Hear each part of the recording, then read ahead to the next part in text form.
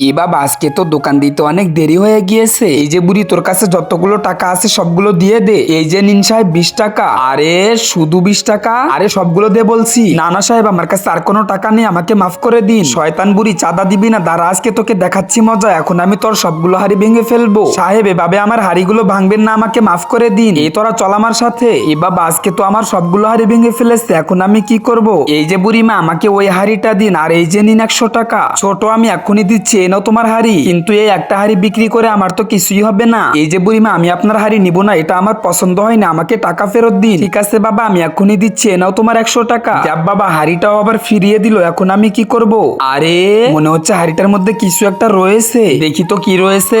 তার আগে নিচে থাকা সাদা সাবস্ক্রাইব বাটনে কেউ যদি চাপ দিয়ে সাবস্ক্রাইব করে দেয়, তাহলে তার বাবা মা অনেকদিন বেঁচে থাকবে। আর কেউ যদি ভিডিওতে লাইক করে দেয়, তাহলে তার মনের আশা পূরণ হবে। আমি আল্লাহর কাছে দোয়া করে দিলাম।